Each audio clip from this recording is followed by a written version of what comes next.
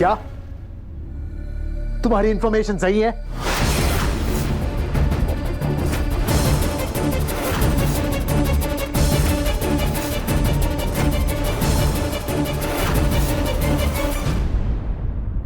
ये इतनी गंभीरता से किससे बात कर रहा है? हो सकता है इसकी बातें हमारे काम आ जाए। हम एक काम करते हैं, जल्दी से रिकॉर्ड कर लेते हैं, पर ज्यादा नजदीक जाएंगे तो कहीं से शक ना हो जाए।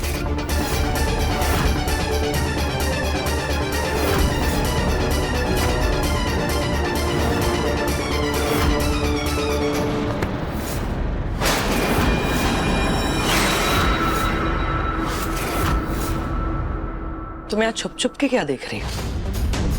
अब हमें लगा बॉस ने बुलाया है, इसलिए हम यहाँ पर खड़े थे, पर हमें अंदर जाने से डर लग रहा है। बॉस ने सबको बुलाया, अंदर चलो, बाकी के लोग भी आ रहे हैं। इसने सच में सबको बुलाया है, पर क्यों?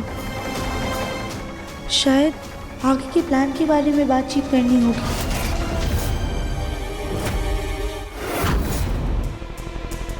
हम हॉस्पिटल तो आ गए, पर ना जाने हमें यहाँ कौन मिलेगा, ना जाने उस फोटो पर किसका एड्रेस है। क्या मैडम? माफ कीजिएगा। हॉस्पिटल में लोग घूमने आते हैं। हमने उस बच्ची को अनाथ आश्रम में छोड़ दिया था। इसका मतलब उस फोटो पे एड्रेस इस औरत का था। हमें इससे बात करनी होगी अभी। सुनिए, हमें आपसे जरूरी बात करनी है सिस्टर। क्या बात करनी है और कौन है आप? एक मिनट।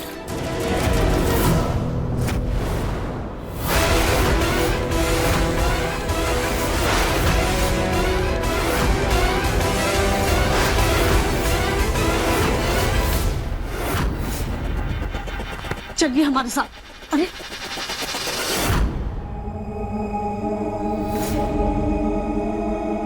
बॉस, आपने अचानक क्यों बुलाया?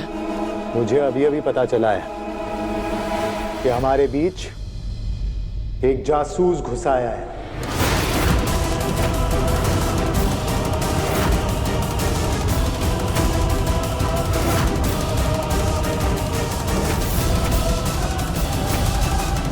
और वो बहरूपिया हमारे ही सिपाही के भेष में हमारी बातें पता करने की कोशिश कर रहा है।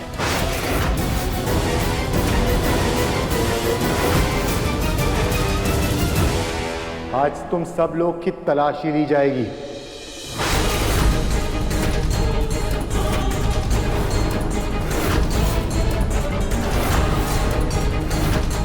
तुम दोनों आगे आओ। तुम दोनों मेरे सबसे पुराने और वफादार साथी हो, इसलिए जाओ अपने अपने ग्रुप की तलाशी लो। जी बॉस।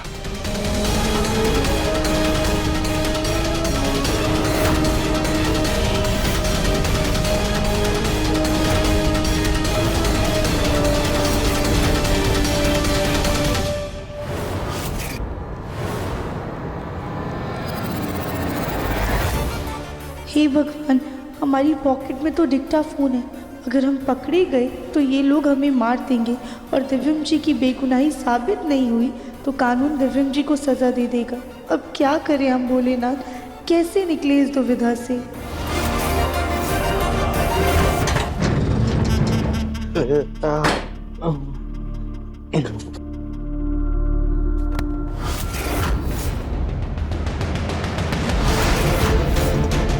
मुंह बंद रखने का भूत चढ़ा है ना, लेकिन अब तुम्हारे खिलाफ कोर्ट में तगड़ा सबूत पेश किया जाएगा। हमारी तारीख आ चुकी है, कोर्ट में सुनवाई हुई तो उसके बाद तुम्हारी सजा पक्की है, उम्र कैद या फांसी।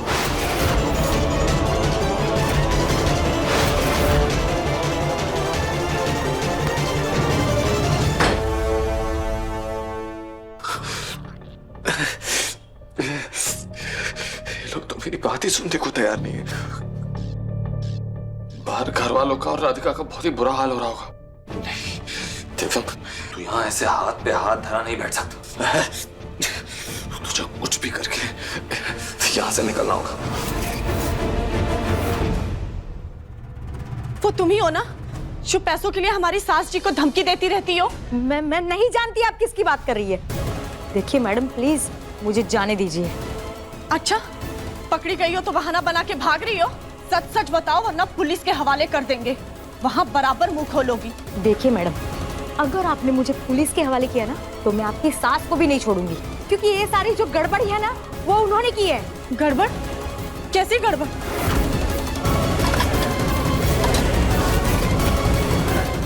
सच सच बताओ वरना यही काट देंगे। बताती हूँ, सब बताती हूँ। इस गोली पर उस गद्दार का नाम होगा।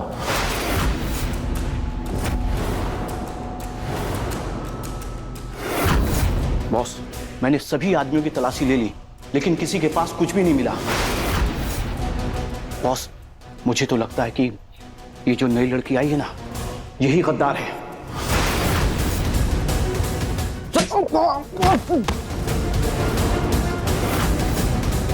ज्यादा दिमाग लगाने की जरूरत नहीं है।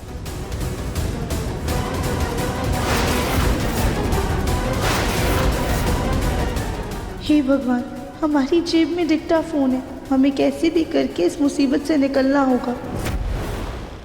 ये बात ना तकरीबन 1.5 साल पुरानी है। तब मेरी नाइट ड्यूटी थी और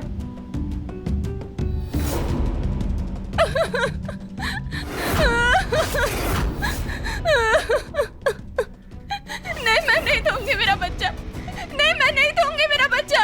नहीं, मैं नहीं दूंगी।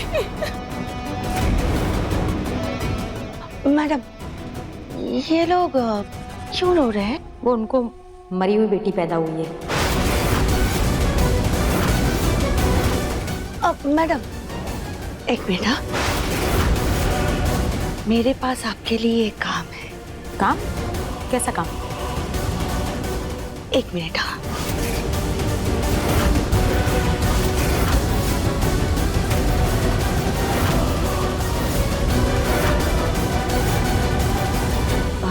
मैडम, ये जो आपके पास मरी हुई बच्ची है ना, इसे आप वो वाले कमरे में रख दीजिए, और मेरे पास जो ये जिंदा बच्ची है उसे आप कुछ समय तक अपने पास रखिए और इसकी देखभाल कीजिए, और इसके बदले में आपको मैं बहुत सारे पैसे दूंगी। नहीं नहीं नहीं, ये सही नहीं है। मैं बिल्कुल गलत काम नहीं कर सकती। मैडम एक मिनट सुनिए, अगर आप मेरी मदद कर दोगे तो मैं आपको अभी के अभी पूरे के पूरे 5 लाख रुपए दूंगी, और हर महीने 1 लाख रुपए। अब बताइए, सौदा मंजूर? और इस तरह से मैंने पैसों के लालच में बच्चे बदली कर दिए। जिंदा बच्ची मेरे साथ ले गई और मरी हुई बच्ची मैंने दूसरे कमरे में रख दी।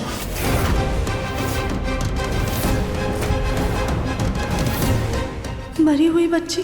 हमारी बच्ची भी कुछ देर में मर गई थी। कहीं इसी ने तो कोई गड़बड़ नहीं की थी? वो मरी हुई बच्ची किसके कमरे में रखी थी और जिंदा बच्ची कहाँ रखी थी? उस मरी हुई बच्ची के माँ बाप का नाम क्या था? देखिए, मैंने उस बच्ची की माँ को नहीं देखा था। मैंने बस बच्ची को उस रूम में रखा और जल्दी से आ गई थी। बच्ची का डेथ सर्टिफिकेट में मैंने उसके माँ बाप का नाम लिखा था, पर अभी वो नाम मुझे याद नहीं है। अरे कुछ तो होगा, कोई फाइल, कोई रिपोर्ट तो होगी। हमें अभी के अभी देखना है, वरना यही काट डालेंगे। चलो, हाथ ऊपर करो।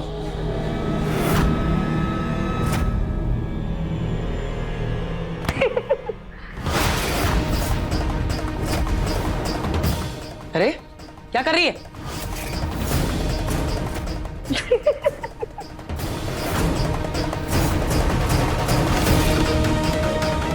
हाँ, हमें कोई हाथ लगाता है ना तो हमें बहुत ज्यादा गुदगुदी होती है। चुपचाप हाथ ऊपर कर और तलाशी लेने दे। अरे